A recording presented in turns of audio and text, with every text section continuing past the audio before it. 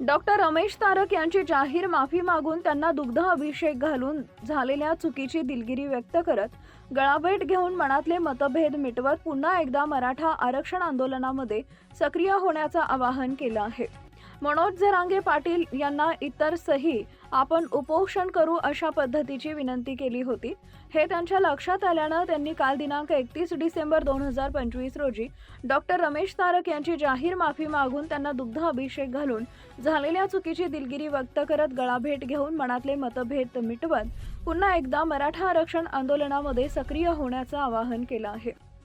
मराठा आरक्षणाच्या आंदोलनातील समन्वयक असलेले डॉक्टर रमेश तारक हे मराठा आंदोलन म्हणून मनोज जरांगे पाटील यांचे उजवा हात समजले जात होते। आंदोलनाचे दौरे, त्यांचं नियोजन, वाहनाचा ताफा, जेवणाची व्यवस्था, सर्व कार्यकर्त्यांच्या आरोग्याची काळजी, त्याच पद्धतीनं सरकारशी निवेदनाच्या माध्यमातून संवाद साधणं, ही व्यवस्था पाहणारे डॉक्टर रमेश तारक यांनी अंतरवाली सराटीमध्ये वाढत असलेला जातीय तणाव पाहता व गावातील दूषित झालेली वातावरण पाहता मनोज जरांगे पाटील यांना आता आपण उपोषण गावात न करता इतर ठिकाणी करावे अशी विनंती केली असता त्यांनी आपण अंतरवालीतच आंदोलन करूयात अशी चर्चा केली। डॉक्टर रमेश नाईक यांनी सर्व अधिकारी व जिल्हा पोलीस अधीक्षक यांना निवेदनाद्वारे गावात उपोषणाला परवानगी देऊ नका अशी गावकऱ्यांच्या सह्या घेऊन निवेदन दिले होते। त्या अनुषंगानं बरेच वादसंवादाची चर्चा सोशल मीडियाच्या माध्यमातून निर्माण झाली होती।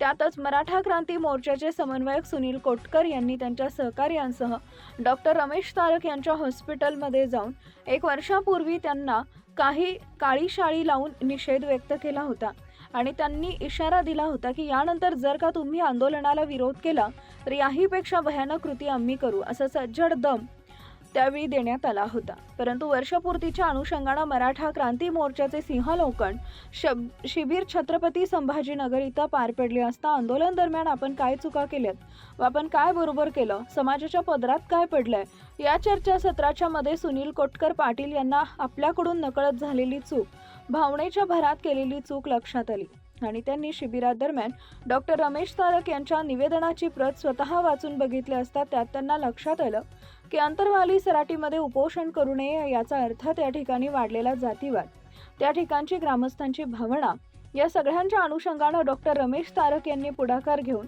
जिल्हाधिकारी जालना यांना निवेदन दिले होते की सदरील गावात उपोषणात करण्याची परवानगी देण्यात येऊ नये। म्हणून मनोज जरांगे पाटील यांना इतर सही आपण उपोषण करू अशा पद्धतीची विनंती केली होती। हे त्यांच्या लक्षात आल्यानं काल दिनांक 31 डिसेंबर 2025 रोजी डॉक्टर रमेश तारक यांची जाहीर माफी मागून त्यांना दुग्ध अभिषेक घालून झालेल्या चुकीची दिलगिरी व्यक्त करत गळाभेट घेऊन मनातले मतभेद मिटवत पुन्हा एकदा मराठा आरक्षण आंदोलनामध्ये सक्रिय होण्याचं आवाहन केलं आहे।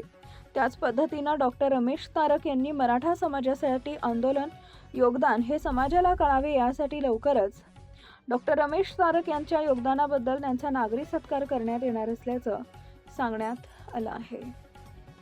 सर्व बांधवांना आजचा क्षण खरंच आनंदाचा आहे की माझा चुकलेला जो एक बांधव आहे, जो रस्ता चुकला होता आणि त्याला जो गैरसमज झाला होता त्याचा गैरसमज आज खऱ्या अर्थाने दूर झाला आहे। मी त्यावेळेसही प्रतिकार करू शकत होतो पण मी प्रतिकार केला नाही, कारण मला माहिती होतं की सत्य समोर यायला वेळ लागेल आणि सत्य जेव्हा कळेल तेव्हा त्याचा पश्चाताप होईल। त्याच्यामुळे मी त्यावेळेस काही प्रतिक्रिया दिली नव्हती।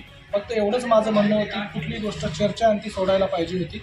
झालं ते झालं, आता त्याला हरकत नाही। पण आता सत्य समोर आल्यानंतर त्यांना जो पश्चाताप झाला त्याच्यातून मला पण आनंद झाला आहे आणि त्यांच्या दिलगिरी व्यक्त केली आहे त्याबद्दलही मी आनंदी आहे।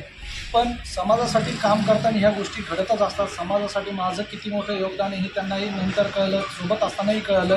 समाजासाठी मी जवळपास 12 ते 14 महिने दवाखाना बंद ठेवून समाजासाठी गाड्या, घोड्या, पैसा, कपडे, लते सगळे मी पुरवले सुरुवातीला आंदोलन उभा राहीपर्यंत। पण जेव्हा आंदोलन उभा राहिलं आणि आंदोलन मोठं झाल्यानंतर काही लोकांना ते त्रासदायक वाटायला लागलं माझा सहभाग, आणि मग तो काहीतरी कारस्थान करून तुमचाच नाही बऱ्याच लोकांना आपला सहभाग नकोसं वाटायला लागला होता आणि मग ते बदनाम करून ते बाजूला करण्याचं हे झालं। आणि मग ते गावातलं जे वातावरण ते जातीयवादाकडे चाललं, गावातलं खेळीमेळीचं वातावरण बदललं आणि ते कुठंतरी मला वाटलं की हे चुकीचं होतं। आंदोलनाची जागा कधीही ही शासकीय कार्यालयासमोर असावी, कुठल्या गावात किंवा कुठल्या मंदिरात नसावी। म्हणून मी त्यावेळेचं जे वातावरण पाहून तो निर्णय घेतला होता आणि ते योग्यच होतं हे समाजाला समजायला वेळ लागला नाही। भरपूर लोकांनी त्यावेळेस मला सपोर्ट केला त्या गोष्टीचा। जे झालं ते झालं.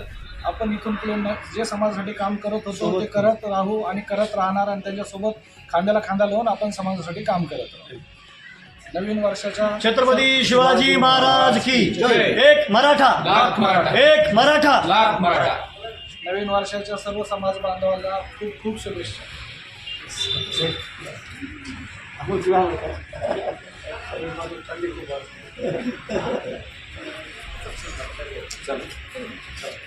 चहा घ्या.